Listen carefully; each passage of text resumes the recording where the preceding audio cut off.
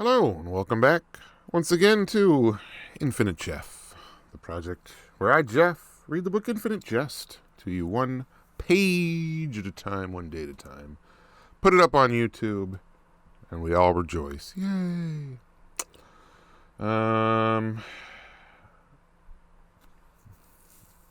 Yeah, this is page number 357.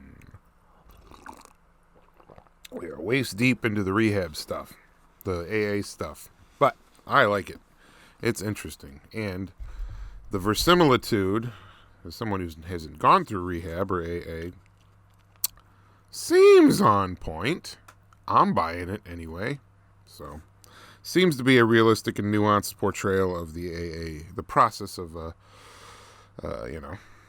getting off drugs and or alcohol, which is a drug. Anyway, this is page number 357. Here we go. By the basic By the basic suggestions are constantly going back out there and then wobbling back in with their faces around their knees and confessing from the podium that they didn't take the suggestions and have paid full price for their willful arrogance and have learned the hard way. But now they're back by God, and this time they're going to follow the suggestions to the bloody letter. Just see if they don't.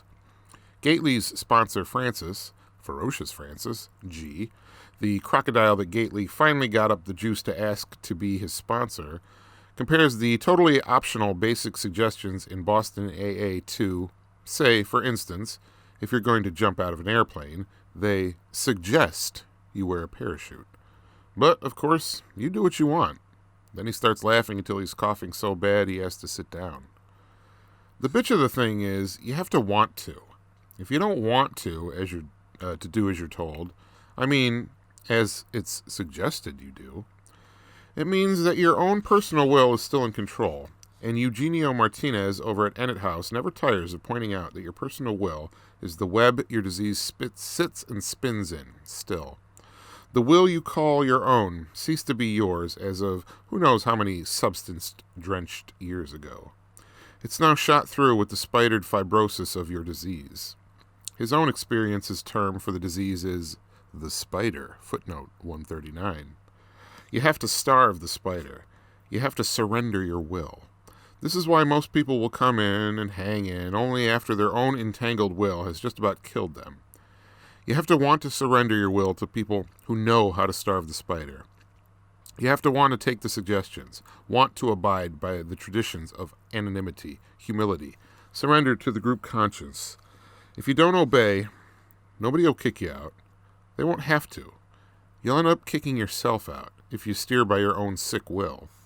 This is maybe why just about everybody in the White Flag group tries so hard to be so disgustingly humble, kind, helpful, tactful, cheerful, non-judgmental, tidy, energetic, sanguine, modest, generous, fair, orderly, patient, tolerant, attentive, truthful.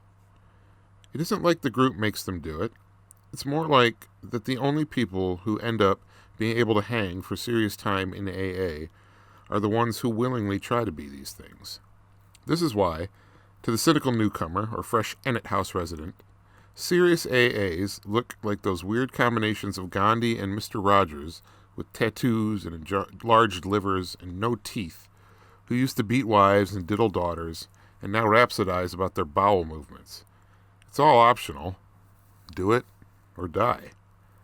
So, but like, e.g., Gately puzzled for quite some time about why these AA meetings where nobody kept order seemed so orderly. No interrupting, fistcuffery, no heckled incentives, no poisonous gossip or beefs over the tray's last Oreo. Where was the hard-ass sergeant-at-arms who enforced these principles they guaranteed would save your ass? Pat Montesian and Eugenio Martinez and Ferocious Francis the Crocodile wouldn't answer Gately's questions about where's the enforcement. They just all smiled coy smiles. Okay, and that, dear listeners, is page number 357. Quite literally, in the books.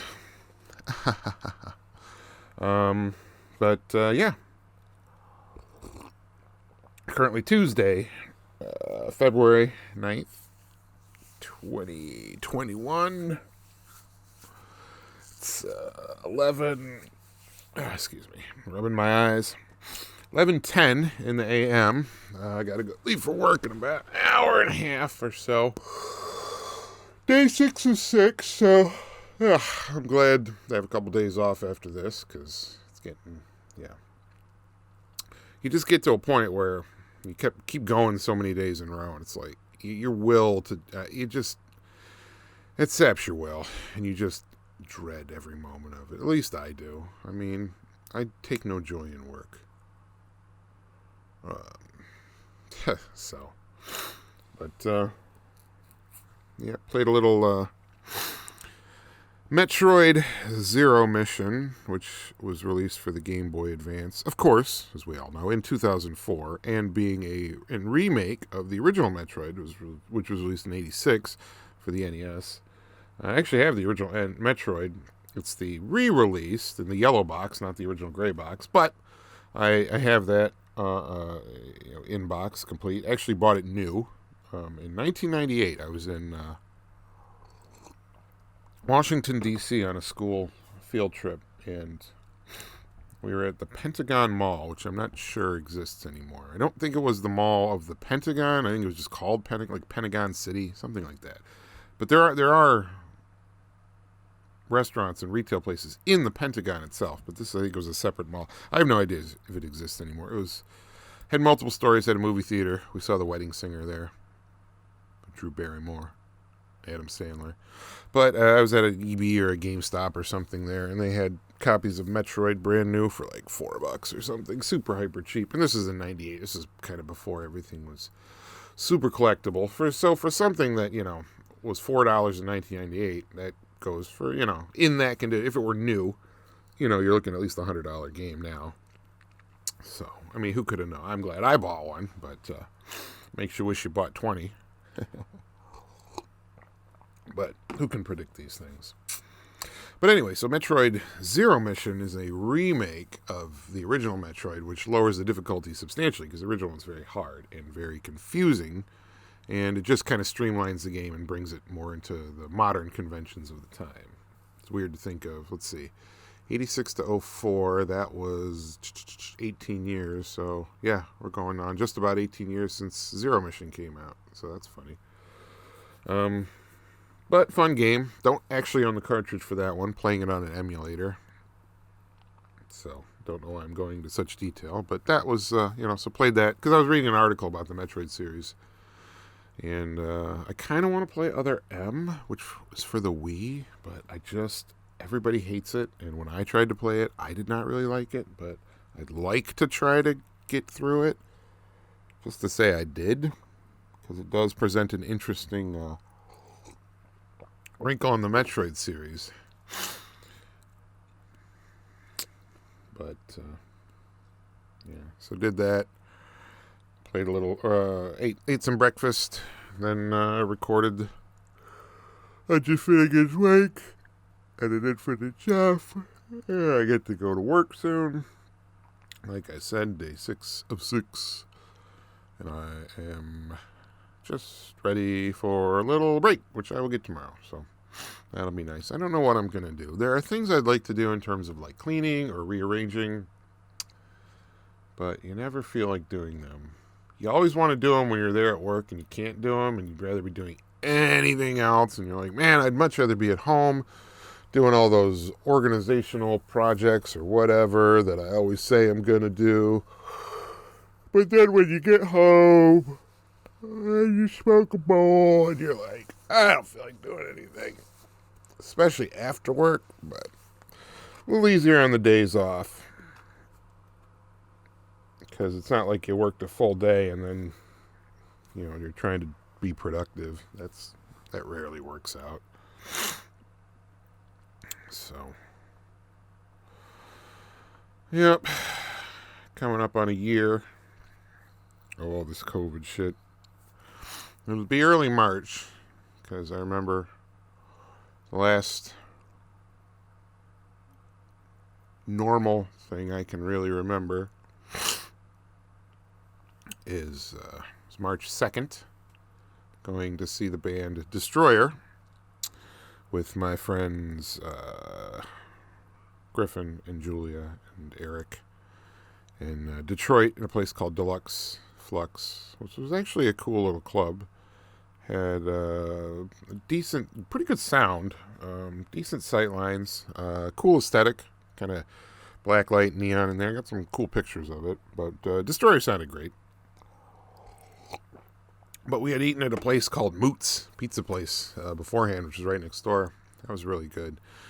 And then, like a week later, everything was in lockdown. And I think since then, so this will be in the past 11 months or so, I've eaten out twice in restaurants. One in Jackson, Michigan, and one in Ann Arbor, Michigan. And that's it. Pretty sure. And honestly, the amount of times I've gotten takeout, I can count on perhaps one hand, definitely two hands. Just because, support local restaurants and all that. But man, if I'm spending $20 for a meal, I don't want to eat it at home. And I know I don't know if that's a selfish attitude or if it's a frugal attitude, but it's my attitude. Anyway. So it'll be nice to go to restaurants again, but who knows when that'll be, because even if they relax all these restaurant restrictions like they're doing in California and New York, do I really want to just jump back into the restaurant scene? I don't think so.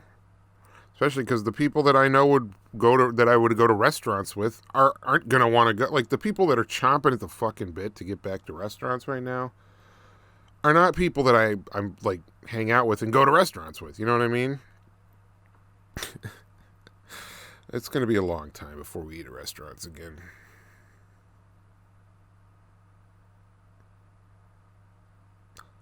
What strange times. Anyway, I'm going to cut this off and get these edited and uploaded. So I have a great night. I love all of you, and my shoes, they're hurting. And yeah, so have a great night.